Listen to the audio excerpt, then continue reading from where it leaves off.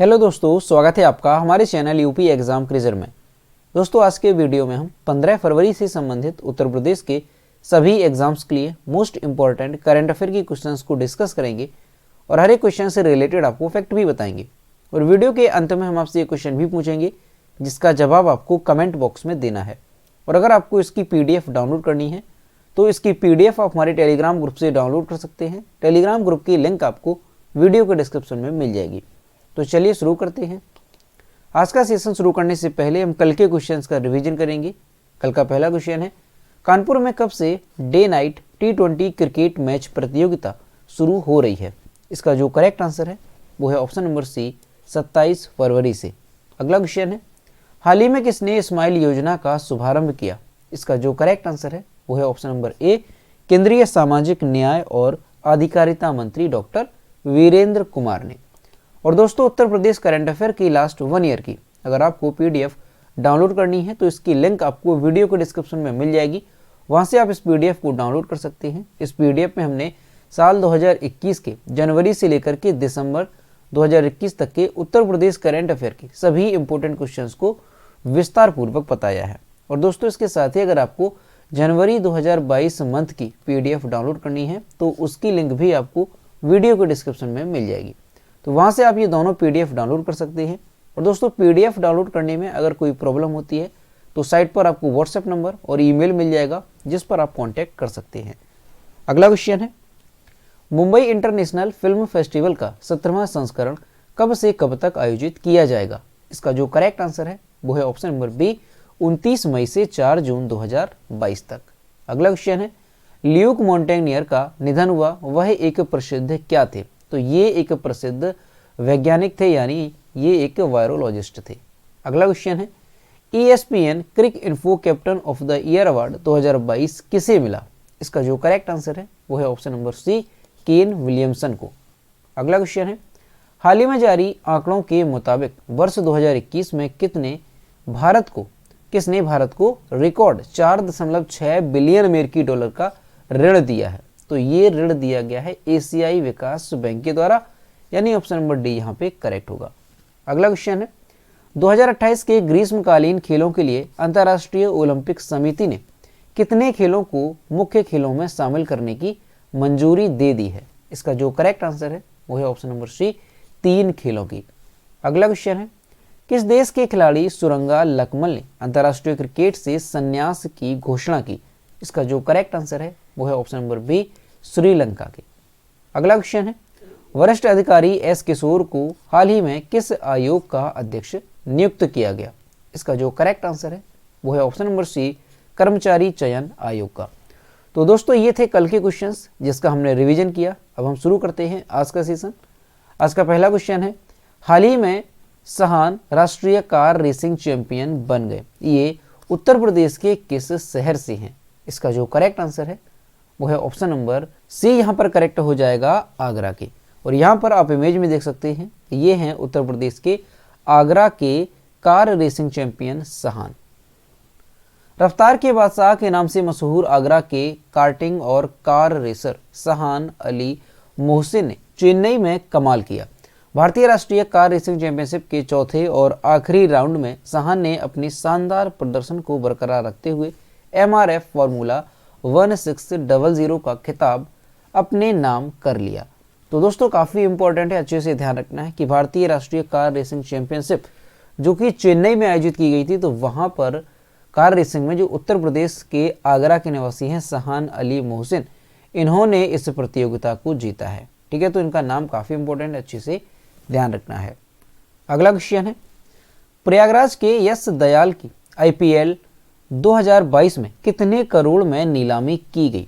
इसका जो correct answer है वो है ऑप्शन नंबर सी, 3.2 करोड़ रुपए में। और यहाँ पर आप इमेज में देख सकते हैं, ये हैं प्रयागराज के क्रिकेटर यश दयाल।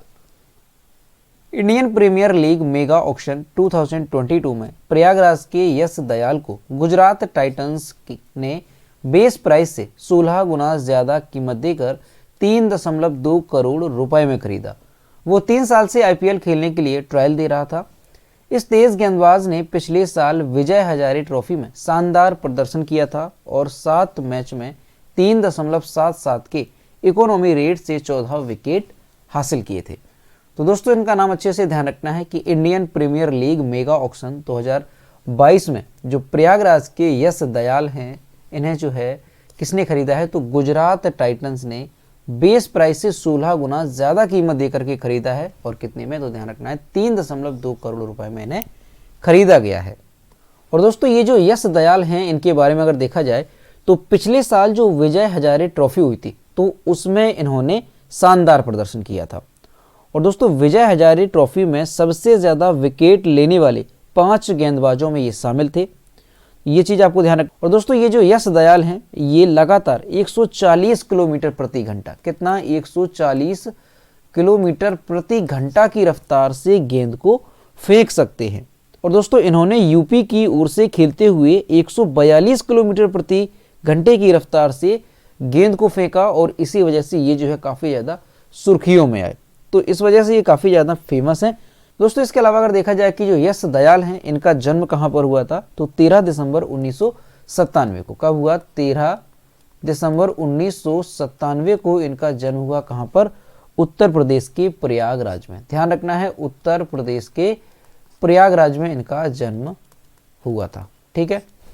और दोस्तों इन्होंने 21 सितंबर 2018 में अपना पहला मैच खेला था। इसके बाद उसी साल नवंबर में अपना पहला फर्स्ट क्लास मैच खेला। फिर अगले साल उन्होंने T20 ट्रॉफी सैयद मुश्ताक अली में T20 डेब्यू किया था। तो आपको इनका नाम ध्यान रखना है। और ये कहाँ के निवासी हैं, तो उत्तर प्रदेश के प्रयागराज के ये निवासी हैं। अगला क्वेश्चन है, सुप्रीम कोर्ट ने उत्तर प्रदेश सरकार को CAA विरोधी प्रदर्शन में शामिल लोगों के खिलाफ जारी वसूली नोटिस को वापस लेने के निर्देश कब दिए। इसका जो करेक्ट आंसर है वो है ऑप्शन नंबर बी, 11 फरवरी 2022 को। सुप्रीम कोर्ट ने 11 फरवरी को उत्तर प्रदेश सरकार से CAA विरोधी प्रदर्शन में शामिल लोगों के खिलाफ जारी वसूली नोटिस को वापस लेने के निर्देश दिए।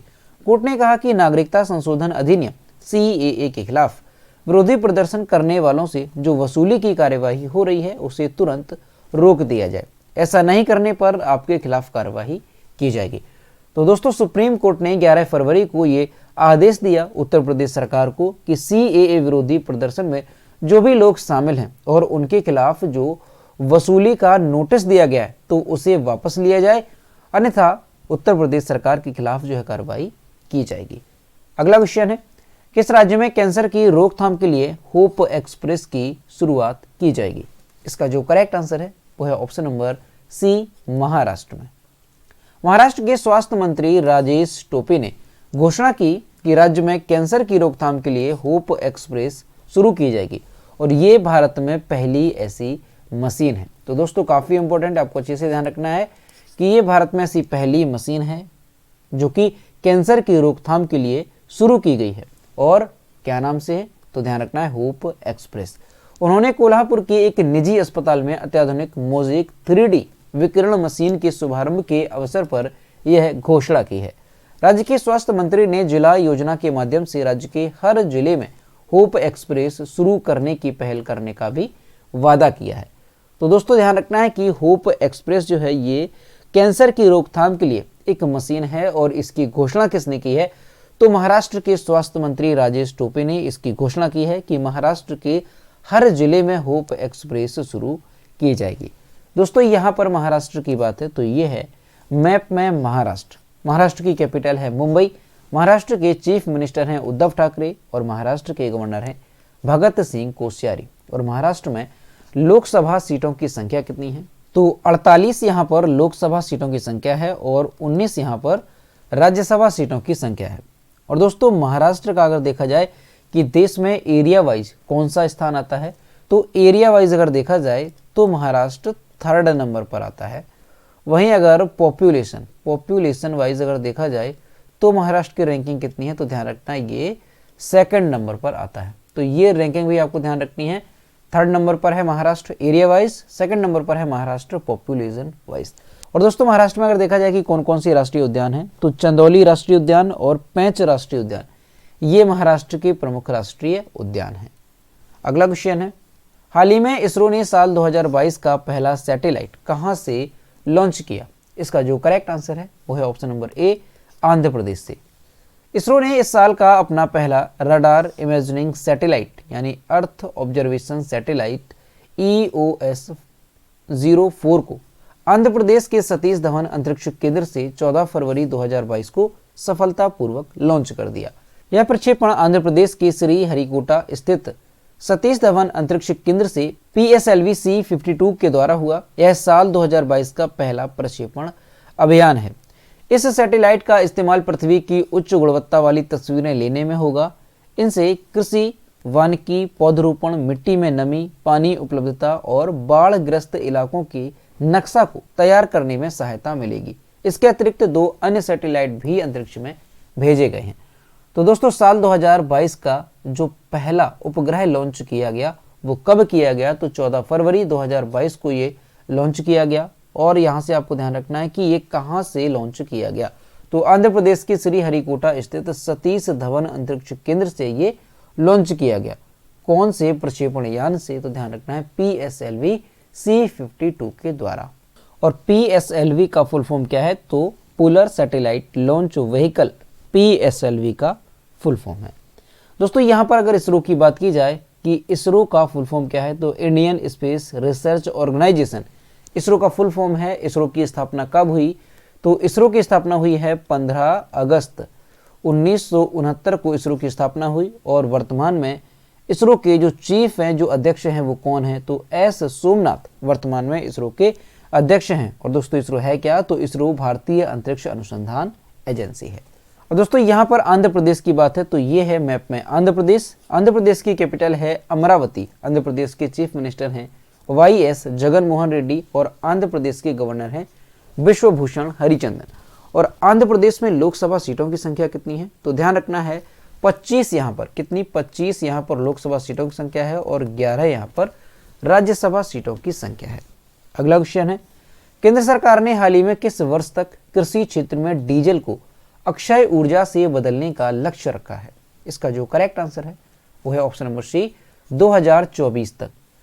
केंद्रीय ऊर्जा मंत्री RK सिंह ने कहा कि देश साल 2024 तक कृषि क्षेत्र में डीजल के स्थान पर रिन्यूएबल एनर्जी के 100% इस्तेमाल का लक्ष्य हासिल कर लेगा। इससे भारत के कृषि क्षेत्र को डीजल से मुक्ति मिलेगी और इसके साथ ही किसानों को इस क्षेत्र में डीजल से होने वाले अतिरिक्त खर्च से बचत होगी। केंद्र सरकार कृषि को सौर ऊर्जा से चलाने के लिए PM कुसुम योजना चला रही है। देखिए, इस योजना का नाम काफी इंपॉर्टेंट है, ध्यान रखना है कि डीजल से मुक्ति के लिए जो केंद्र सरकार है रिन्यूएबल एनर्जी पर जोर दे रही है। तो इसके लिए एक योजना भी चलाई जा रही है। कौन सी? PM कुसुम योजना। PM कुसुम योजना की घोषणा कब हुई? तो 2018 के बजट में इसकी घोषणा की गई थी और 2019 में इसे मंजूरी दी गई थी। इसे किसान ऊर्जा सुरक्षा और उत्थान महाभियान योजना के रूप में नामित किया गया है। इस योजना के अंतर्गत किसानों को अपनी बंजर भूमि पर स्थापित सोलर एनर्जी परियोजनाओं से उत्पन्न अतिरिक्त बिजली ग्रिड को बेचने का विकल्प दिया जाता है। तो दोस्तों, ये जो PM कुसुम योजना है इसके माध्यम से क्या है? तो इसके माध्यम से जो किसान हैं, जो भी अपनी बंजर भूमि पर उनका स्थापित सोलर एनर्जी परियोजना है, तो उससे जो भी अतिरिक्त बिजली होगी तो उसको जो है वो बेच सकते हैं। तो यहाँ से आपको अच्छे से ध्यान रखना है कि भारत में कब तक 100% रिन्यूएबल एनर्जी के इस्तेमाल का लक्ष्य रखा गया? तो 2024 तक 100% रिन्यूएबल एनर्जी का लक्ष्य रखा गया। अब दोस्तों, यहाँ पर जो है रिन्यूएबल एनर्जी, तो रिन्यूएबल एनर्जी का मतलब क्या होता है? तो दोस्तों, ऊर्जा के वो स्रोत जिनका क्षय नहीं होता या जिनका नवीकरण होता रहता है और जो प्रदूषणकारी नहीं है, उन्हें कहते हैं अक्षय ऊर्जा या फिर रिन्यूएबल एनर्जी। यानी ऐसी ऊर्जा जिसका इस्तेमाल जो है हम बार बार कर सकते हैं, यानी एक बार में वो खत्म नहीं होते हैं, तो उनको क्या कहते हैं? Renewable energy.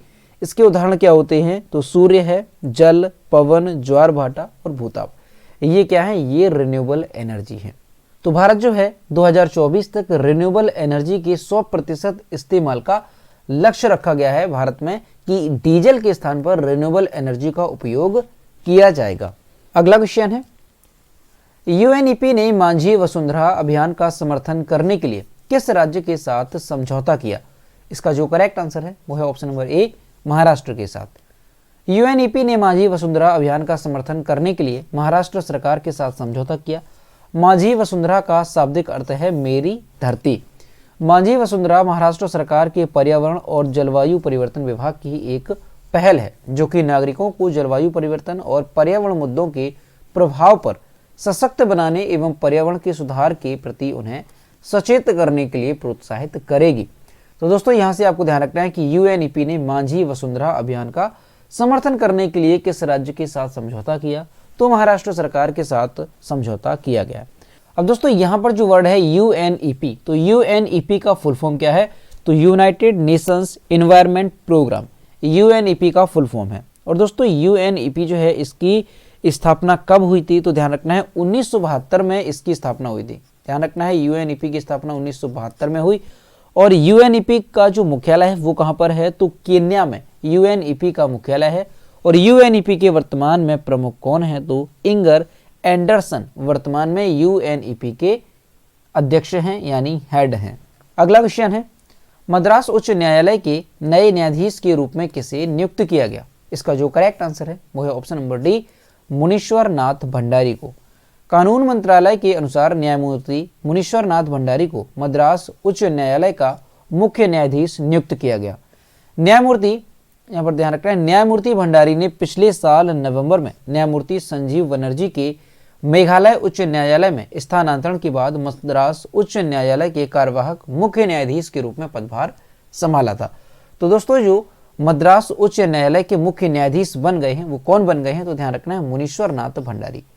अगला क्वेश्चन है, हाल ही में राहुल बजाज का निधन हो गया, वह किस कंपनी के पूर्व चेयरमैन थे। इसका जो करेक्ट आंसर है वो है ऑप्शन नंबर सी, बजाज के। दिग्गज उद्योगपति और बजाज समूह के प्रमुख राहुल बजाज का फरवरी 2022 में निधन हो गया। राहुल बजाज 1965 में बजाज समूह में शामिल हुए और 1968 में बजाज ऑटो के सीईओ बने। वह 1979, 80 और 1999 और 2000, ठीक है, 1999, 2000 के लिए कॉन्फेडरेशन, यहाँ पर क्या होगा, कॉन्फेडरेशन ऑफ इंडियन इंडस्ट्री के अध्यक्ष थे। भारत सरकार से पद्म भूषण सहित कई पुरस्कार उन्हें दिए गए। तो ये भी आपको ध्यान रखना है कि भारत सरकार से उन्हें पद्म भूषण से भी सम्मानित किया गया। तो हाल ही में इनका निधन हो गया और ये बजाज ऑटो के पूर्व चेयरमैन थे। अगला क्वेश्चन है, विश्व प्रसिद्ध मरु उत्सव किस राज्य में मनाया जाता है। इसका जो करेक्ट आंसर है वो है ऑप्शन नंबर ए, राजस्थान में। विश्व प्रसिद्ध जैसलमेर रेगिस्तान महोत्सव, जिसे मरु उत्सव भी कहा जाता है, 13 फरवरी 2022 को राजस्थान के पोखरण में शुरू हुआ। 4 दिवसीय उत्सव की शुरुआत पोखरण में एक जुलूस के साथ हुई, जहां विभिन्न झांकियों के माध्यम से मरु या रेगिस्तानी संस्कृति और परंपरा की विशिष्टता को प्रस्तुत किया गया। ये जो उत्सव है ये 4 दिवसीय है। इसका जो शुभारंभ है वो 13 फरवरी को हुआ और ये 16 फरवरी तक होगा, यानी 4 दिवसीय ये महोत्सव है। इस महोत्सव में बीएसएफ कैमल टैटू शो भी आयोजित किया जाएगा और इसके अलावा 15 फरवरी को इसका जो आकर्षण का केंद्र रहेगा वो क्या रहेगा, तो कैमल पोलो मैच जो है ये 15 फरवरी को आकर्षण का केंद्र रहेगा। तो दोस्तों ये क्वेश्चन मोस्ट इंपॉर्टेंट है, अच्छे से ध्यान रखना है कि विश्व प्रसिद्ध जैसलमेर रेगिस्तान महोत्सव या फिर मरु महोत्सव ये किस राज्य से संबंधित है, तो ये राजस्थान से संबंधित है। और इसका जो आयोजन है वो 2022 में कहाँ पर किया जा रहा है, तो राजस्थान के पोखरण में इसका आयोजन किया जा रहा है। और कब से कब तक, तो 13 फरवरी से 16 फरवरी तक इसका आयोजन किया जाएगा। अब यहाँ पर राजस्थान की बात है तो ये है मैप में राजस्थान। राजस्थान की कैपिटल है जयपुर। राजस्थान के चीफ मिनिस्टर हैं अशोक गहलोत और राजस्थान के गवर्नर हैं कलराज मिश्रा। और राजस्थान में लोकसभा सीटों की संख्या कितनी है, तो ध्यान रखना है 25 यहाँ पर लोकसभा सीटों की संख्या है और 10 यहाँ पर राज्यसभा सीटों की संख्या है। और दोस्तों राजस्थान को अगर देखा जाए कि एरिया वाइज इसका भारत में कौन सा स्थान है, तो एरिया वाइज ये पहले नंबर पर है। एरिया वाइज इसकी रैंकिंग है फर्स्ट पोजीशन पर।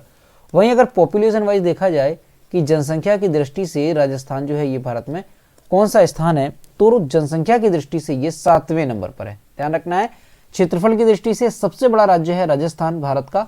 वहीं अगर पॉपुलेशन वाइज देखा जाए तो ये 7वें नंबर पर आता है। दोस्तों राजस्थान में कौन कौन से राष्ट्रीय उद्यान हैं, तो ये भी आपको ध्यान रखना है। तो राजस्थान में है सरिस्का राष्ट्रीय उद्यान, इसके अलावा रणथंभौर राष्ट्रीय उद्यान, ये भी कहाँ पर है, ये भी राजस्थान में है। इसके अलावा डेजर्ट राष्ट्रीय उद्यान, ये भी राजस्थान में है।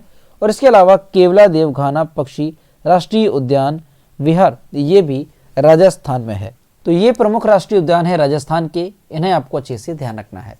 तो दोस्तों ये थे 15 फरवरी से संबंधित उत्तर प्रदेश के सभी एग्जाम्स के लिए मोस्ट इंपॉर्टेंट करंट अफेयर के क्वेश्चन जो कि हमने डिस्कस किए। अब हम देखते हैं कल के वीडियो का क्वेश्चन जो हमने आपसे पूछा था।